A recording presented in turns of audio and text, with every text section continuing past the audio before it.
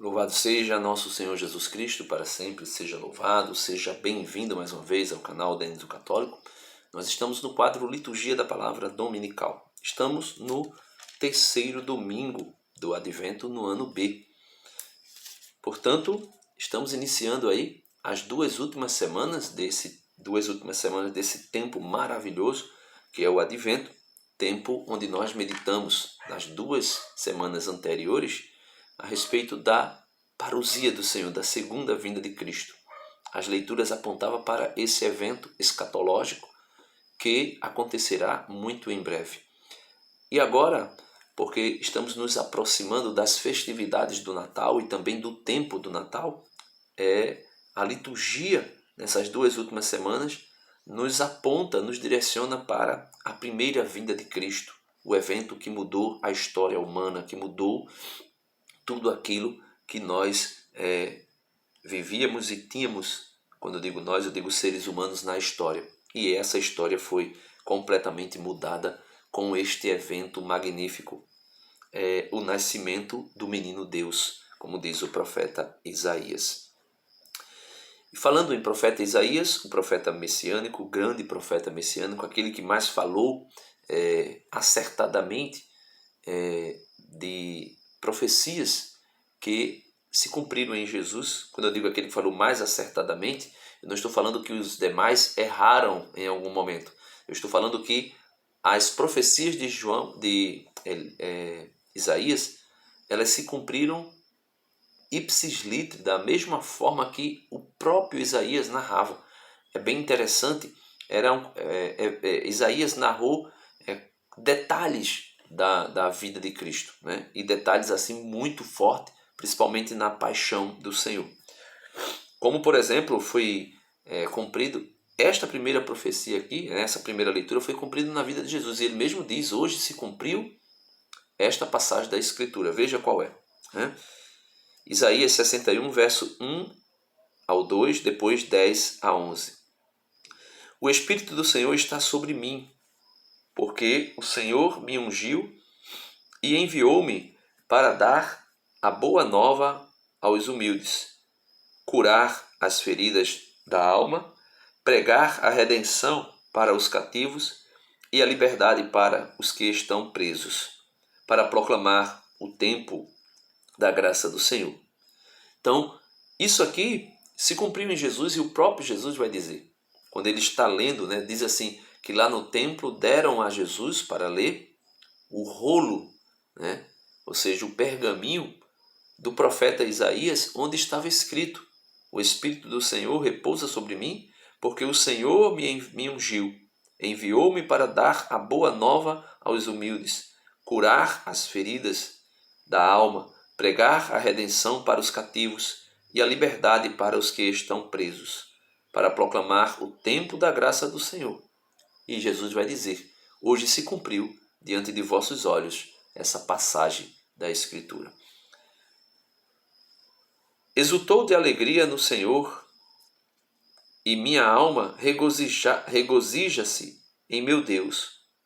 Ele me vestiu com as vestes da salvação, envolveu-me com o manto da justiça e adornou-me como um noivo com sua coroa ou uma noiva com suas joias. Assim como a terra faz brotar a planta e o jardim faz germinar a semente, assim o Senhor Deus fará germinar a justiça e a sua glória diante de todas as nações. Então, o profeta Isaías, ele vamos dizer assim, detalhista naquilo que era profecias messiânicas a respeito do Messias, a respeito de Cristo. E ele é perfeito nisso, podemos dizer. Vamos ao Evangelho e depois retornaremos à segunda leitura da carta aos Tessalonicenses. No Evangelho é muito interessante porque já vai falar de João Batista que está preparando a chegada do Messias, a encarnação do Verbo. Não preparando a encarnação do Verbo, porque isso é feito pelo próprio Deus, pela Santíssima Trindade. E o Espírito Santo é quem vai fazer fecundar a Santíssima Virgem Maria e fazer gerar-se, ou vai gerar o Filho de Deus no seu ventre. Diz assim, São João, capítulo 6, ou capítulo 1, versos do 6 ao 8, depois versos 19 ao 28. Surgiu um homem enviado por Deus. Seu nome era João. Veja, este nós vimos ontem, sábado, que muita gente interpreta como sendo a reencarnação de Elias. Assista o vídeo de ontem, né, e você vai entender o que eu estou dizendo. Este que veio preparar o caminho do Senhor, né, surgiu um homem enviado por Deus, seu nome era João. Ele veio como testemunha, para dar testemunho da luz, para que todos chegassem à fé por meio dele. Ele não era a luz, mas veio para dar testemunho da luz. Então João Batista não era a luz. Quem era a luz? E quem é a luz? Cristo Jesus. Ele é a luz do mundo. Eu sou a luz do mundo.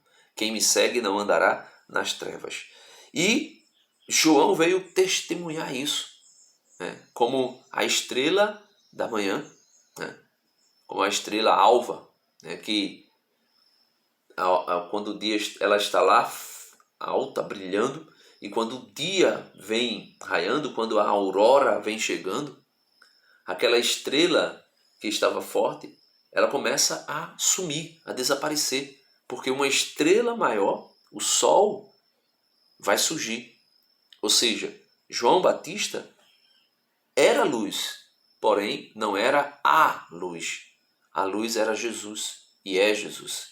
Então, João Batista vai dizer que eu diminua para que ele cresça. Ou seja, João Batista poderíamos dizer que é essa estrela da aurora, que está lá forte, brilhando, mas quando os raios do sol começam a surgir, ela desaparece diante da luz. Não é que ela some, ela continua lá, no mesmo lugar, mas o seu brilho se ofusca completamente diante da grande luz que é o sol. Assim é João Batista. Ele vai dizer, eu não sou a luz. Ele era a luz. Jesus disse a respeito de mim e de você, vós sois a luz do mundo. Por que João Batista não era a luz? Porque João Batista não era a luz. João Batista era luz. Como eu e você somos luzes. Mas somos luzes que refletimos a luz da grande luz, que é Jesus. E ele continua. Este foi o testemunho de João, quando os judeus enviaram de Jerusalém sacerdotes e levitas para perguntar, quem és tu? João confessou e não negou. Confessou, eu não sou o Messias. Eles perguntaram, quem és então? És tu Elias? João respondeu, não sou. Eles perguntaram, és o profeta? Veja, não perguntaram, és um profeta. Perguntaram, és o profeta? Né? O grandioso profeta, o maior de todos os profetas, que o próprio Moisés disse que ele enviaria um profeta maior do que Moisés, né? Grandioso. És o profeta? Ele vai dizer, não. Perguntaram então, quem és, afinal? Temos que levar uma resposta para aqueles que nos enviaram. O que dizes de ti mesmo? O que dizes de ti mesmo? João declarou, eu sou a voz que grita no deserto, aplanai o caminho do Senhor, conforme disse o profeta Isaías.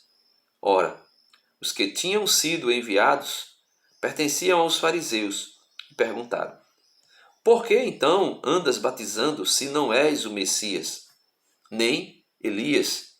Veja, porque andas batizando se não és o Messias e nem Elias, nem o profeta. João respondeu, eu batizo com água, mas no meio de vós está aquele que vós não conheceis e que vem depois de mim. Eu não mereço desamarrar a correia de suas sandálias. Isso aconteceu em Betânia, além do Jordão, onde João estava batizando. Então nós podemos ver nitidamente, meus irmãos, que João Batista é o precursor. É aquele que vem preparar o caminho para a chegada do grande Messias. E, graças a Deus, louvado seja Deus, isso aconteceu como de fato foi dito. Isso aconteceu como de fato foi predito pelo profeta Isaías. E a segunda leitura de hoje vem trazer para nós algo bem interessante, como nós devemos viver a partir dessa realidade. Diz São Paulo, 1 Tessalonicenses 5, 16 ao 24. Irmãos, estais sempre alegres. Ou seja, nós precisamos, diante dessa grande notícia, de que João Batista, não sendo o Cristo, não sendo Elias, nem a reencarnação de Elias, como muitos dizem, e não sendo o grande profeta, mas mesmo assim, ele veio para preparar o caminho para o Senhor Jesus. E preparou o caminho para aquele que deveria vir até nós. E fazendo isso, nós podemos nos alegrar. Sabendo disso, descobrindo isso, nós devemos nos alegrar, nos regozijarmos, porque devemos estar sempre alegres, diz São Paulo. Ele diz, não somente alegres, mas em oração, rezai sem cessar. Dai graças em todas as circunstâncias, porque essa é, a vosso respeito, a vontade de Deus em Jesus Cristo.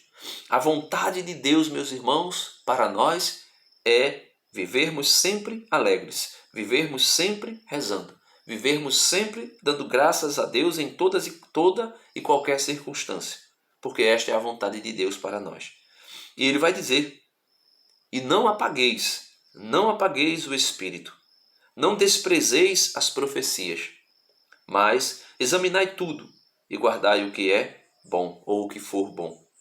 Afastai-vos de toda espécie de maldade, que a maldade não ache lugar em nosso coração.